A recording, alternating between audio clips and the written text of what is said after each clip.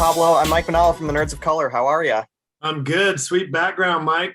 Thank you, sir. I had to represent you, Chief. I mean, this is Yeah. awesome. Just getting the chance to talk to you and everything. Nice. Um, I want to start out by saying, first off, what a fun series. You just crush it, man. You crush it as Chief. And on a very personal note, I've got something here that was a really great surprise. I got a chance to meet you last year, and you gave me your autograph on my Master Chief. Amazing. When did I sign that? That was July last year. You were one of the first post-pandemic Q&As that I ever attended, and I got to see you. So that means a lot to me, and I want to thank you for that, sir. Oh, of course. That's easy, man. I'm so thrilled to get to be a part of this, and the responsibility, obviously, of bringing Chief to the screen is huge. And I'm so honored that I'm the guy in this position. So I'm happy to give back whenever I can. And as someone who's seen the first two episodes, you've made us fans pretty proud, sir. I mean, like, significantly proud. So great, amazing job. It really does mean a lot. I was lucky enough to sit in a full theater in Austin last week for the world premiere, and it was, mostly Halo fans there, with some industry insiders that were unfamiliar mostly with the IP. So that combination of audience was a really great audience to see it in. And it just played so well, and people were so thrilled. So I really feel quite blessed to be here, obviously, and really relieved that people are enjoying it. Of course.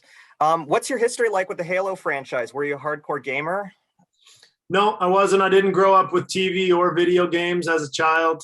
I started to play a little bit in high school, and that was around the time the first games were coming out. So I played, after school at friends' houses a few times, but I'd never played it as campaign mode or story mode. I'd only played, versus shooter. And so, the process for me of learning about this was when I got the job.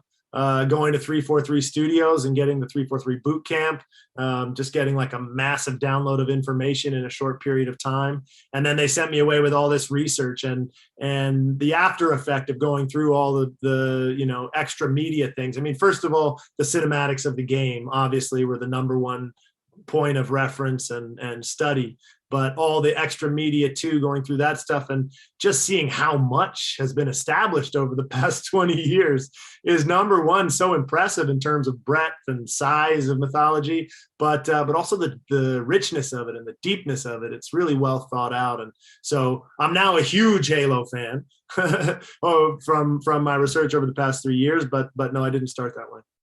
Awesome. As someone who has done his research in this rich mythology, Chief does a lot of things pretty differently in the show than he would in the games. Was there anything after you did your research that really surprised you in the show?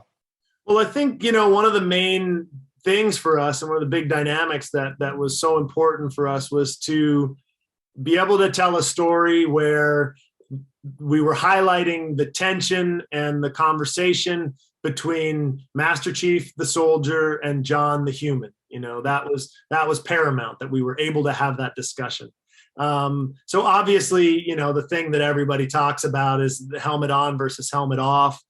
That was a major first decision, was in order to have this discussion between the two sides of his persona and breaking down the mystique and the symbol of the Chief and exploring what the human side of him was like. We had to get underneath the armor. We had to get under the helmet. And we had to have access to his humanity. And so the process of our show, or the story of our show, is him discovering his humanity for the first time. And through that process, audience members will be introduced to a new side of Chief that they haven't experienced before because of the way the character's set up, right? It's a first-person shooter, and it's kept opaque for that reason. He's a symbol for a reason, so that the gamer can project the subtle points of their personality onto the Chief and feel like what it would be like to experience all of these heroic actions and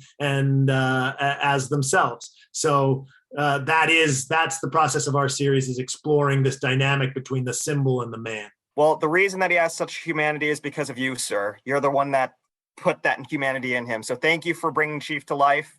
And thank you so much for letting me geek out with you. This has been a true honor, Chief.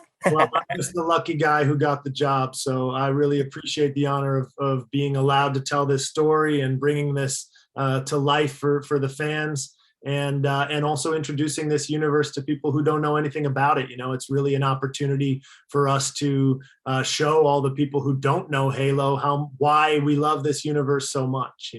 So I'm really excited for everybody to get to see this next week. Me too. March 24th, Halo. So excited. Thank you, guys. Thank you, Pablo. Be there, be square. Hell yeah. The activist directors, comments and the lectures, fanboys, professional artists and professors. Maybe a nerd who's just like you, talking about the things that you like too. So I invite you to the NOC. In full color, you see me. The hard knock life, comics, movies, and TV. Yeah, pop culture with a different perspective. Watch it on your screen, hit play, so check this.